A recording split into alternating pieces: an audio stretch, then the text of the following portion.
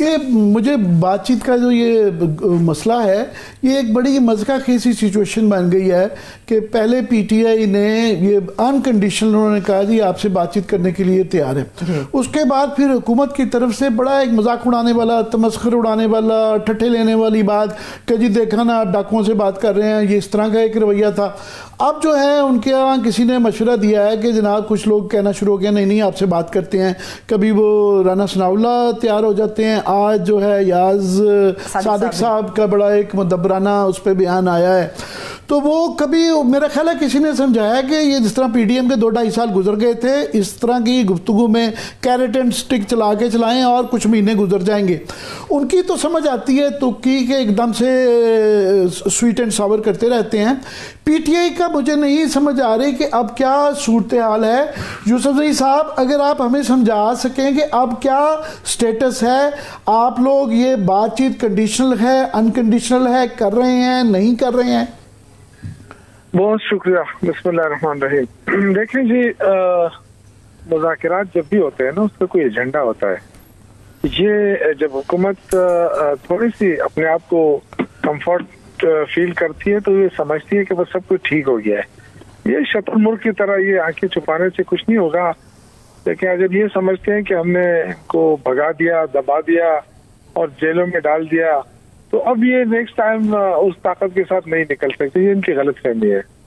देखिए कुछ भी हो जाए, चाहे 1000, 2000, 3000 जितने बंदे आपने पकड़ने पकड़ ले, लेकिन लोग इमरान खान की काल पे निकलते हैं और जब जब वो काल करेंगे लोग निकलेंगे। तो ये मुझे समझ ये आ रही है कि शायद पीएमएलएन की दुम पे जब पैर रखते हैं ना तो ये फिर बड़े अच्छे अंदाज में वो करते हैं। चले उनका तो यूसुफजई साहब ये जो आप कह रहे हैं कि वो मान लेते हैं आपका तजिया, मगर हमें ये नहीं समझ आती। आपकी कोर कमेटी ने शुरू में ये कहा था कि अनकंडीशनल डायलॉग, आप अब कह रहे हैं और कई लोग और भी कह रहे हैं कि जनाब एजेंडे के बगैर तो बात नहीं हो सकती। मगर क्या करें, आज का सुन लें। गौहर खान जो है कह रहे हैं कि जनाब पार्लियामान के फोरम से ही बातचीत हो गई और उमर अयूब साहब ने वहाँ पे बाइकाट किया कि जब तक आप हमारी बुनियादी कुछ शराइत नहीं कबूल करते तो हम शिरकत भी नहीं करते। तो हमारे लिए कंफ्यूजिंग हो जाता है समझना कि एक क्या स्टांस है क्या आपका।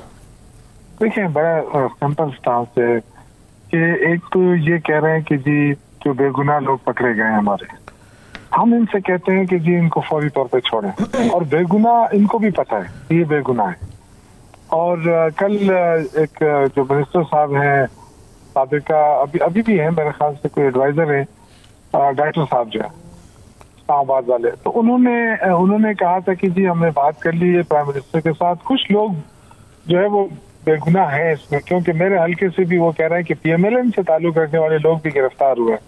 इसका मतलब है कि पुलिस ने देखा नहीं है कि क्या है क्या नहीं है, बस मुकदमे दर्ज किए, लोगों को अंदर किया है।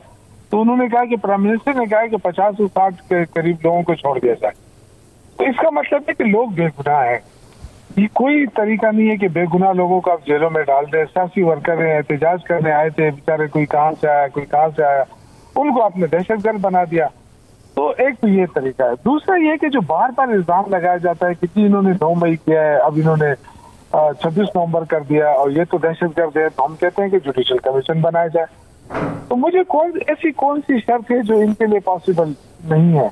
क्या मुश्किलात है? जुडिशल कमीशन बन जाए तो अच्छा नहीं है? ये आपकी बात दुरुस्त है, लेकिन शौकत यूसुफजई साहब वो ये भी कह रहे हैं कि मुज़ाकरात की ख्वाहिश का जो एक पैमाना है वो तहरीक इंसाफ तय नहीं कर सकती, क्योंकि या तो शर्तें रखी जा सकती हैं या मशरूत गैर मशरूत तौर पर मुज़ाकरात हो सकते हैं। दूसरी बात यह कि जो आप कैदियों की बात कर रहे हैं इस पर हुकूमत का स्टांस ये है कि वो ये कह रहे हैं कि जी हमने तो केसेस नहीं बनाए, कानूनी लिहाज से अगर वो केसेस गलत साबित हो जाते हैं या इंसाफ अदालतें फराहम करती हैं तो फिर उनको छोड़ा जा सकता है, लेकिन किसी जमात की मर्जी के मुताबिक उनके कैदियों को रिहा नहीं किया जा सकता। अच्छा देखें जी, मैं आपको इनके कानून का बता दूं ना, पिछले दिनों 80 लोगों को इंसदादी दहशतगर्दी अदालत में उनको पेश किया गया, उनको जमानत पे रिहा कर दिया। और आपने सुना होगा कि जज साहब ने कहा कि इनको कोई गिरफ्तार नहीं करेगा। जैसे वो बाहर निकले, अब मुझे बताया बेचारे गरीब लोग थे, कोई पहली दफा इस्लामाबाद आया था, कोई क्या था, उन सबको पुलिस ने गिरफ्तार करके फिर वापस डाल दिया जेल। ये क्या है? ये कोई कानून है, आईन है, क्या है? ये कोई जंगल का कानून यहाँ चल रहा है? तो ये तो कानून आइन तो है नहीं, रूल ऑफ लॉ तो उस मुल्क में खत्म हो गया है। जमहूरियत भी खत्म हो गई। यूसुफ ज़ई साहब घूम फिर के ना बाहर से बैठे हमें क्लियरली नजर आ रहा है कि ये एक ट्रक की बत्ती है। हुकूमत जो है बिल्कुल भी इंटरेस्टेड नहीं है, ना आपको देना चाहती है, ना शायद वो कुछ दे सकती है। मुतजाद बयान आते हैं ना। राना सनाउल्लाह साहब अब मुज़ाकरात के लिए राजी हो गए हैं। 4 दिन पहले का उनका इंटरव्यू था, क्लियरली उन्होंने ये इंटरव्यू में कहा कि जनाब क्या इनकी जो बुनियादी शराइत हैं वो तो अदालतों ने देनी है, रहाइयाँ भी अदालतों ने करनी है, और जो है 26वीं आईनी तरमीम भी अदालत ने करनी है, और 8 फरवरी पे वो सुनने के लिए तैयार नहीं थे। तो वो ये कैरेट एंड स्टिक चल रहा है। तो जितनी देर आप अपना वक्त ज़ाया करने वाली बात है, क्योंकि आपके बकौल जिस तरह वर्कर्स आपके जेल में हैं, तो हुकूमत से तो कोई क्लियरली नजर आ रहा है, कुछ नहीं आपको मिलता नजर आ रहा। नहीं, हमें कोई हम इससे एक्सपेक्ट ही नहीं कर रहे हैं। आप देखें कि हम पहले ही खान साहब कह चुके थे कि ये इनके पास इख्तियार नहीं है, हम इससे बात नहीं करना चाहते, वो इसीलिए कह रहे थे। आज साबित हो गया। ये तो देखें लीडरशिप की तरफ से खान साहब को बार बार कहा गया कि नहीं मुज़ाकरात करने चाहिए। उन्होंने कहा कि देख लें, मैं आपको फुल इख्तियार देता हूँ। उमर अयूब साहब से कहा आपको फुल इख्तियार देता हूँ। और कमेटी भी ऐसे लोगों की बनाई जो बिल्कुल आपको पता है रवैया, अच्छा रवैया रखते हैं, बातचीत पे यकीन रखते हैं। लेकिन बदकिस्मती है इस हुकूमत की, वो साबित हो रही है कि इनके पास इख्तियार नहीं है बेसिकली, इसलिए ये भाग रहे हैं। ये क्या दे सकते हैं हमें, और ये इनकी तो कोई मर्जी तो है नहीं। ये आपने दुरुस्त साबित करने वाली जो बात की है, तो मेरे सामने नेशनल असेंबली के फ्लोर पे उमर अयूब साहब की जो एक स्पीच है वो मेरे सामने मौजूद है। मैं वो चाह रही हूँ कि आप उसके ऊपर जरा हमें थोड़ा सा क्लियर कर सकें। उमर अयूब साहब ने कहा है कि जी इमरान खान साहब की जब तक रिहाई नहीं होती या हमारे पे जो धमकियां या दबाव देने का सिलसिला बंद नहीं होता, तब तक इजलास की कार्रवाई का बायकॉट करेंगे। उन्होंने ये भी कहा कि हमारे अरकान पे इस्तीफे देने के लिए भी दबाव है। हुकूमत कह रही है कि पीटीआई बेपर की उड़ा रही है। अगर तो आप हमारे साथ शेयर कर सकें कि कौन से ऐसे अरकान हैं जिनके ऊपर प्रेशर दिया जा रहा है कि भैया आप रिजाइन कर दें नेशनल असेंबली से, या आप अपनी सीट से रिजाइन कर दें, तो मेरा ख्याल है कि सूरत हाल थोड़ी सी क्लियर हो सकेगी।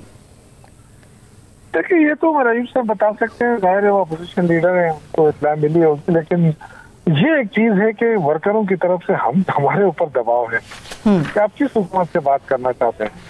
वो हुकूमत जो जमहूरियत, आइन, कानून को मानती नहीं है, इंसानी हकूक के खिलाफ वर्जी मुसलसल कर रही है। सही। आइन को कितनी दफा इन्होंने पामाल कर दिया। 90 डेज में इलेक्शन कराने थे सूबाई असेंबलियों के, वो नहीं कराए इन्होंने। किसी ने क्या बिगाड़ा इनका? तो असल में बात यह है कि देखें, हम तो स्ट्रगल कर सकते हैं, पॉलिटिकल स्ट्रगल। ऊपर से वज़रा साहिबान जो धमकियां देते हैं, फिर अली अमीन साहब उनको यहाँ से धमकी देते हैं, तो ये भी एक सिलसिला चल निकला है। क्योंकि अब वहां से वो कहते हैं आप इस दफा आगे दिखाएं। तो देखिए, ये बार बार ये वज़रा का ये काम तो नहीं होता है। अभी अपने काम हमें समझाएं कि आप कह रहे हैं कि खान साहब को ये कमेटी मिसगाइड करती है, खान साहब इस कमेटी को बना देते हैं। ज़ाहिर हमें उनकी सुननी पड़ती है क्योंकि उनको एक इख्तियार दिया गया है। और जिस तरह आप कह रहे हैं कि वो बातचीत किए जा रहे हैं क्योंकि वो सड़कों पे नहीं आना चाहते हैं, तो फिर क्या हम किसकी सुने, हम कैसे तज्जिया करें? नहीं, आप किसकी बात कर रहे हैं? मैं कह रहा हूँ, आपने जिस तरह अभी कहा कि जो कमेटी है खान साहब को जाके कहती है, कन्विंस करती है कि बातचीत के जरिए ही मामला तय करने चाहिए, जबकि बातचीत से बात आपके बकौल नहीं ये हुकूमत मानेगी, तो हम किसकी सुने फिर? ये देखिए, ये तो इसलिए था ना कि खान साहब के ऊपर ये इल्जाम था कि जी आप मुज़ाकरात क्यों नहीं करते। सही। जब हुकूमत बार बार आके कहती है कि जी आप मुज़ाकरात करें, ये सियासी लोग नहीं है, देखें ये मुज़ाकरात नहीं करते, तो खान साहब ने कहा कि ठीक है, अब ये शौक पूरा करके देख लें। मैं तो ये समझता हूँ कि इनके पास इख्तियार नहीं है, तो ये कभी भी आपके साथ मुज़ाकरात के लिए नहीं बैठेंगे। ये जो मुज़ाकरात खेल रहे हैं, ये टीवी के हद तक है, लोगों के हद तक है। लेकिन मुझे पता है कि इनके पास इख्तियार नहीं है, लेकिन हमारी तरफ से ये ख्वाहिश थी। बहुत सारे लोग जो हमारे पार्टी चलिए, होना तो ऐसा ही चाहिए। शौकत यूसुफ ज़ई साहब, जो मुज़ाकरात की ख्वाहिश पाकिस्तान तहरीक इंसाफ रखती है, पुरअमन तरीके से हुकूमत भी उस टेबल पर आ जाए और मुज़ाकरात के जरिए कोई पुरअमन रास्ता निकाला जा सके। बहुत शुक्रिया, थैंक्स सो मच आपके कीमती वक्त के लिए।